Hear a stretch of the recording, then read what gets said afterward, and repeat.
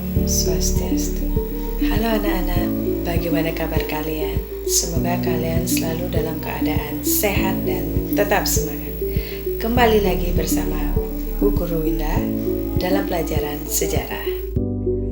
Anak-anak pasti sudah tidak asing lagi kan dengan kata demokrasi? Ya, benar sekali. Sekarang Ibu akan menganalisis akar-akar demokrasi di Indonesia dan perkembangannya pada masa kini. Tujuan pembelajaran yang harus dicapai pada pertemuan kali ini yaitu yang pertama, peserta didik dapat menjelaskan tentang pengertian demokrasi, dan yang kedua, peserta didik dapat menjelaskan perkembangan demokrasi Indonesia pada masa kini. Sekarang, coba perhatikan pengertian demokrasi berikut. Adakah di antara kalian yang tahu apa arti demokrasi? Mau tahu jawabannya? Yuk kita bahas bersama-sama. Pada kesempatan ini, Bu Guru Winda akan mengajak kalian membahas materi tentang menganalisis akar-akar demokrasi di Indonesia dan perkembangannya pada masa kini. Pengertian demokrasi. Secara umum, demokrasi berasal dari kata demokratia, yaitu dari bahasa Yunani yang dibagi menjadi dua kata, yaitu demos yang berarti rakyat dan kratos yang berarti kekuatan atau kekuasaan.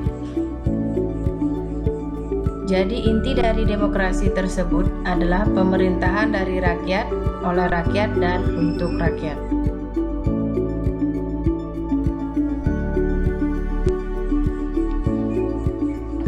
Perkembangan demokrasi di Indonesia pada masa kini yaitu yang pertama, demokrasi parlementer atau liberal. Yang kedua, demokrasi terpimpin. Yang ketiga, demokrasi Pancasila pada era Orde Baru. Dan keempat, demokrasi Pancasila pada era reformasi.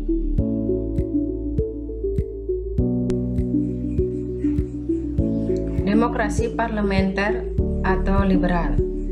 Diberlakukannya UUD 1945 pada periode pertama yaitu tahun 1945 sampai 1949 adalah awal dipraktikannya demokrasi ini. Demokrasi parlementer tidak berjalan dengan baik sehingga program yang dibuatkan pemerintah tidak bisa dijalankan dengan baik dan berkesinambungan. Demokrasi terpimpin. Pada tanggal 22 April 1959, Presiden Soekarno memberikan amanat kepada konstituante tentang pokok-pokok demokrasi terpimpin. Yaitu ada 5 pokok demokrasi terpimpin diantaranya. 1. Demokrasi terpimpin bukanlah diktator. 2. Demokrasi terpimpin cocok dengan kepribadian dan dasar hidup bangsa Indonesia. 3. Demokrasi terpimpin.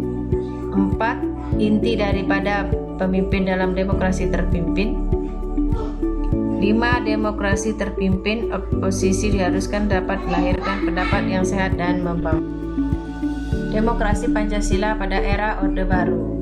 Demokrasi Pancasila adalah nilai-nilai yang menjunjung tinggi kemanusiaan sesuai dengan martabat dan harkat manusia, menjamin persatuan dan kesatuan bangsa, mengutamakan musyawarah, rasa tanggung jawab pada Tuhan Yang Maha Esa, menurut agama dan kepercayaan masing-masing dan mewujudkan keadilan sosial. Demokrasi Pancasila pada era reformasi. Perbedaan demokrasi Pancasila pada era reformasi dengan Orde Baru terletak pada aturan pelaksanaannya. Perubahan itu terletak pada perbaikan kebijakan-kebijakan yang dirasa kurang sejalan dengan konsep demokrasi. Seperti yang pertama, pemilihan umum yang lebih demokratis. Kedua, lembaga demokrasi lebih berfungsi. Ketiga, mewujudkan kehidupan yang lebih demokratis. Keempat, memaknai demokrasi Pancasila sebagai nilai-nilai budaya politik yang mempengaruhi sikap hidup politik pendukungnya.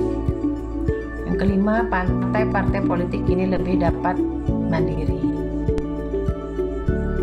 Nah, jadi apa ya yang membedakan antara demokrasi Pancasila pada era reformasi dengan Orde Baru? Anak-anak, Yang Ibu banggakan dari penjelasan tadi dapat kita tarik kesimpulan, yaitu sebagai berikut. Simpulkan bahwa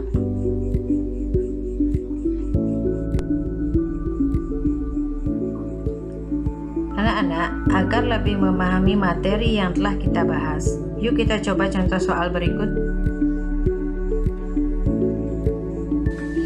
Jawaban dari pertanyaan tersebut adalah yang pertama, bentuk dan sikap demokrasi pada diri sendiri, menghargai perbedaan pendapat, menerima kekalahan, senantiasa memberi kritik, saran, dan ide untuk tegaknya demokrasi, menerima sekaligus melaksanakan keputusan yang sudah disepakati bersama, segala permasalahan diselesaikan secara damai tanpa adanya kekerasan. Jika terjadi tindakan kriminal, jangan main hakim sendiri, sebaiknya diselesaikan di jalur hukum. Tanggung jawab atas semua yang dikatakannya. Yang kedua, bentuk pelanggaran demokrasi di Indonesia pada masa kini. Lemahnya partai politik, ketidakstabilan pemimpin nasional, dan penggunaan media sosial. Terakhir, kutipan dari Bapak Soekarno sebagai motivasi untuk kalian, bangsa yang besar adalah bangsa yang menghormati jasa pahlawannya. Terima kasih sudah menyimak video ini, semoga bermanfaat dan sampai jumpa di lain kesempatan. Om Santi Santi Santi Om.